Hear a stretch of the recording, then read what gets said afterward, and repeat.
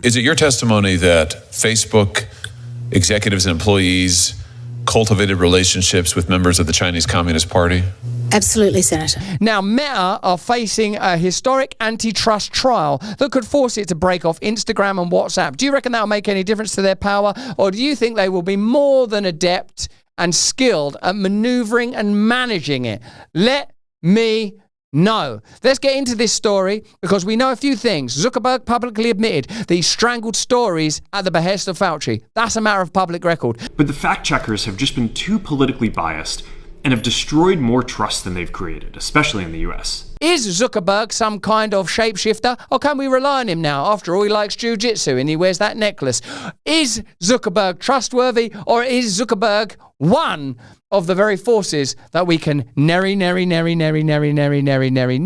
trust? Here's the story. It's an antitrust story. And let's get into the whistleblower, Sarah Wynne Williams, who has pointed out that Facebook worked with China in ways that seem beyond nefarious, downright evil. While the U.S. and China are engaging in a trade war, a top Senate committee is now investigating alleged ties between social media giants and the Chinese. Jiu-jitsu from Hard 8 in the chat.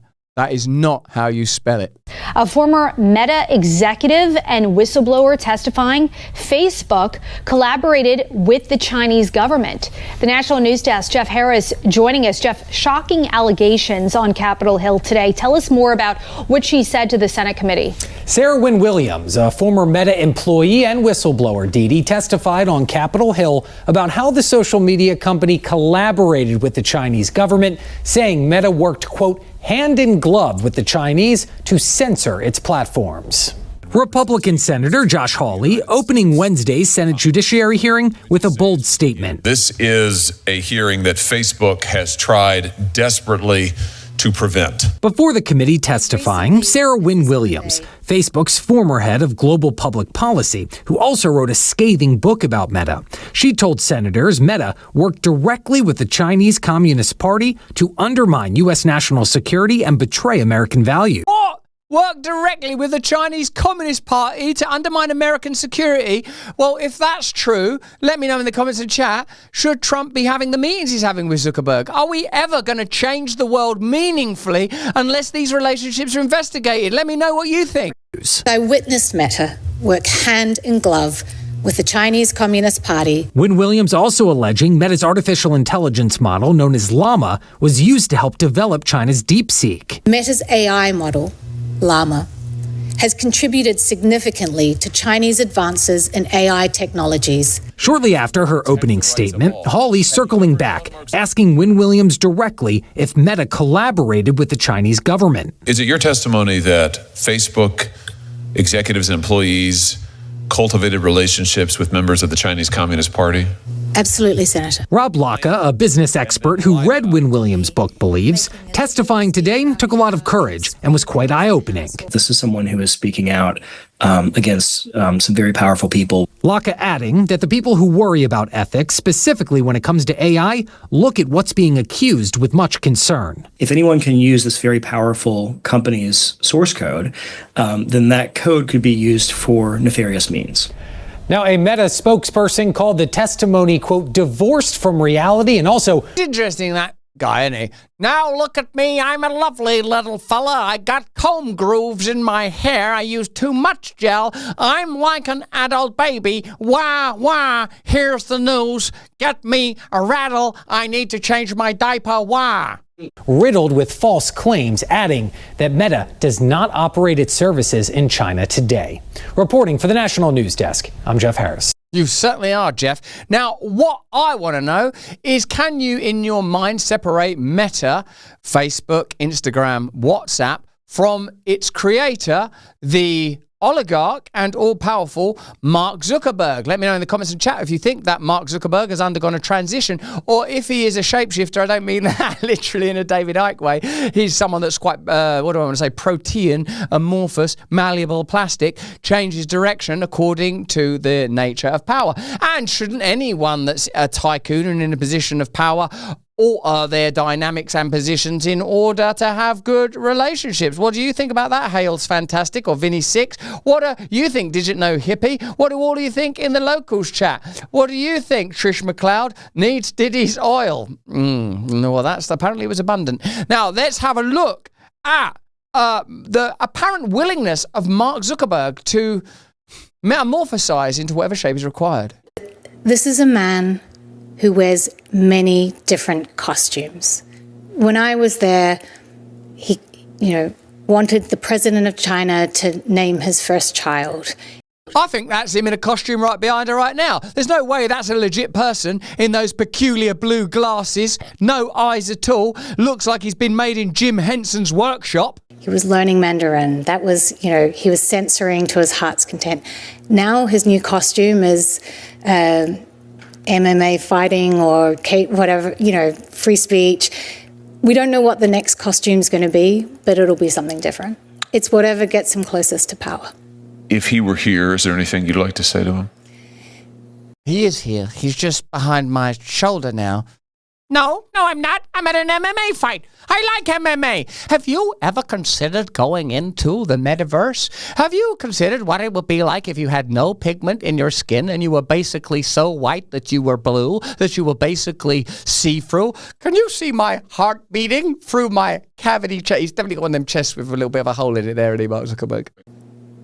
Senator, I have a lot of questions for Mark Zuckerberg. Also, I don't like it when people do that. What would you say to that person if they were here now? But that's the way, it's such a sort of like sound-bitey way of going, and could you face that? Was there a message for them? Yes, I'd like to say I've had just about enough of you. Please, don't you ever do that again.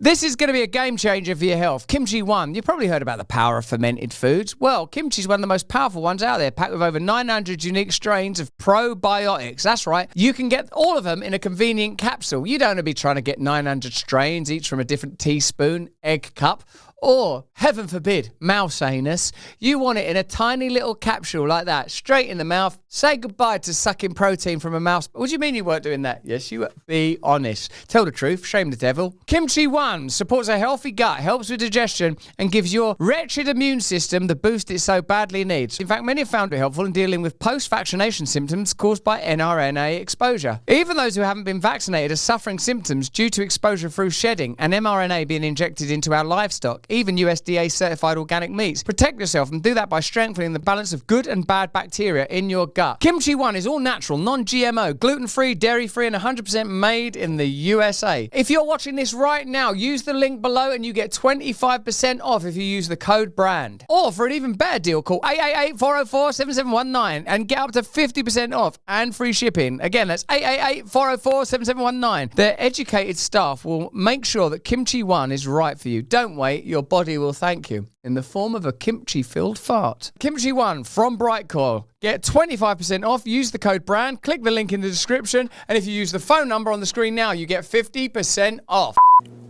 But he has proven time and time again that you cannot believe his answers. He's lied to members of Congress.